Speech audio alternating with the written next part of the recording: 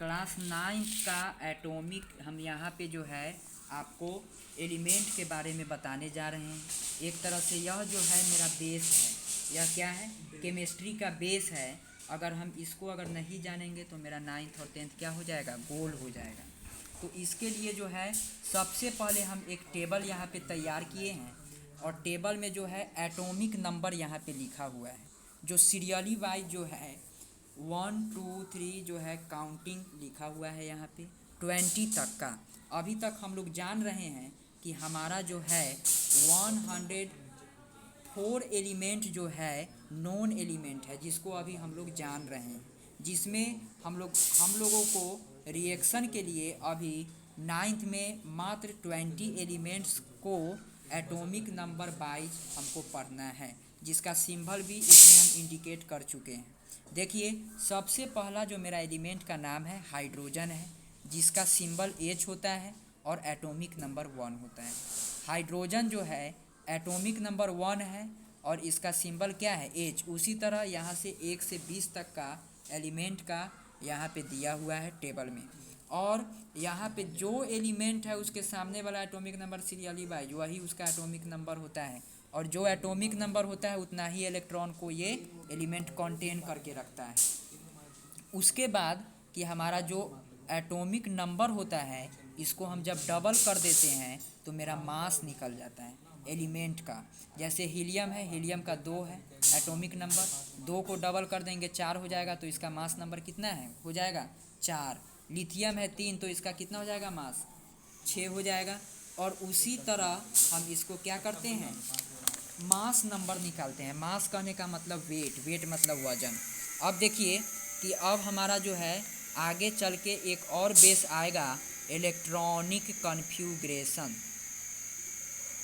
Electronic configuration, इसमें हमको देखना है कि हमारा जो एलिमेंट होता है सबको सेल में डिवाइड किया गया है। एक हमारा सबसे पहले तो बीच में न्यूक्लियस होता है जो प्लस चार्ज को कंटेन करके रखता है, प्रोटॉन होता है, इसमें क्या होता है, प्रोटॉन। और उसके ऊपर जो एक सेल होता है इसमें 2 इलेक्ट्रॉन होता है। कितना इलेक्ट्रॉन होता है, 2 इलेक्ट्रॉन। इस सेल का नाम होता है के सेल। सेल मतलब देखो SHELL सेल, यहाँ देखना है, CELL सेल नहीं, और CELL सेल मतलब कोशिका बायोलॉजी में हम लोग पढ़ते हैं, लेकिन यहाँ पे है कौन सेल, SHELL सेल, और ये सेल का नाम है के सेल, जो कितना इलेक्ट्रॉन को कंटेन करके रखता है, 2 इलेक्ट्रॉन। सेकेंड सेल जो मेरा होता है एल सेल होता है, थर्ड सेल जो मेरा होता है एम सेल होता है, फोर्थ मेरा जो होता है कौन सेल होता है, एन सेल होता है, एन सेल। लेकिन सेकेंड सेल में मेरा 8 इलेक्ट्रॉन होता है। कितना इलेक्ट्रॉन होता है, 8। तो 8 यहाँ पे डालो।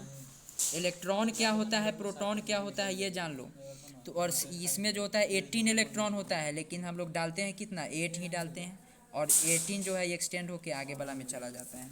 इलेक्ट्रॉन मेरा क्या होता है, अब तुम लोग को नहीं समझ में आ रहा होगा कि इलेक्ट्रॉन क्या होता है, प्रोटॉन क्या होता है। तो इलेक्ट्रॉन जो मेरा होता है निगेटिव चार्ज पार्टिकल्स होता है। क्या होता है, निगेटिव चार्ज पार्टिकल्स। और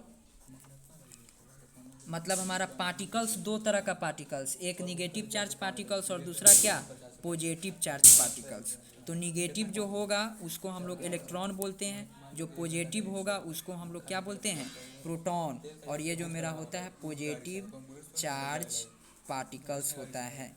राइटिंग थोड़ा उर्दू लिख रहे हैं, दिक्कत नहीं होना चाहिए। उसके बाद है हमारा इलेक्ट्रॉन प्रोटॉन हो गया। देखिए, कभी भी अट्रैक्शन जो होगा, अगर सेम चार्ज रहेगा तो अट्रैक्शन नहीं होता है, रिपल्सन होगा। जैसे इस पर एक पॉइंट प्लस है, दूसरा भी प्लस है, होगा अट्रैक्शन, नहीं होगा। यहाँ पे क्या हो जाएगा, रिपल्सन हो जाएगा।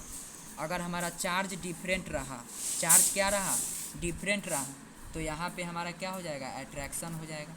चार्ज डिफरेंट रहता है तो क्या होता है, अट्रैक्शन। अगर इधर माइनस रहे इधर प्लस रहे उससे कोई दिक्कत नहीं है, इधर माइनस इधर भी माइनस रहे उससे हमको कोई दिक्कत नहीं है। सेम चार्ज रहेगा, सेम चार्ज है इसका मतलब लाइक चार्ज, सेम चार्ज है इसका मतलब लाइक चार्ज है, डिफरेंट चार्ज है इसका मतलब अनलाइक चार्ज। ठीक, अनलाइक चार्ज जो होता है एक दूसरे को अट्रैक्ट करता है, अनलाइक क्या करता है, अट्रैक्ट, और लाइक जो होता है एक दूसरे को क्या करता है, रिपल करता है। ठीक, आगे है हमारा इलेक्ट्रॉनिक कन्फिग्रेशन अगर निकालना हो तो फर्स्ट सेल का नाम K सेल होता है, सेकेंड का L, M और उसके बाद N होता है। इसमें हम 2 इलेक्ट्रॉन डालते हैं, इसमें 8, इसमें 18 और इसमें हम 32 डालते हैं। लेकिन हमारा क्या होता है कि कुछ एक्सेप्शन के कारण इसमें M सेल में हम लोग 8 इलेक्ट्रॉन ही डालते हैं और मेरा टेबल जो है ऐसा हो जाता है और 18 आगे बढ़ जाता है। इस तरह और OP करके भी आगे आएगा, लेकिन 20 तक के लिए इतना क्या है, काफ़ी है। देखो, अगर हाइड्रोजन का इलेक्ट्रॉनिक कन्फिग्रेशन हमको निकालना है, हाइड्रोजन का इलेक्ट्रॉनिक कन्फिग्रेशन कैसे निकालेंगे? एटॉमिक नंबर इसका कितना है, 1। हाइड्रोजन का एटॉमिक नंबर यहाँ बता चुके हैं 1 होता है, तो इसका मतलब इसमें कितना इलेक्ट्रॉन है, 1 इलेक्ट्रॉन है। फर्स्ट सेल में हमको कितना इलेक्ट्रॉन डालना है, 2 डालना है, लेकिन इसके पास तो एक ही इलेक्ट्रॉन है, इसलिए यहाँ पे 1 हो जाएगा। ठीक, और यही जो इसका फर्स्ट सेल भी है, लास्ट सेल भी इसका यही है।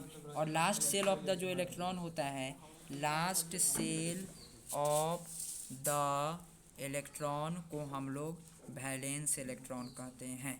कौन सा इलेक्ट्रॉन कहते हैं, valence electron. Last of the जो मेरा इलेक्ट्रॉन होता है, last shell of the electron in the outermost shell of the orbit is known as valence electron. यह मेरा कौन सा इलेक्ट्रॉन होता है,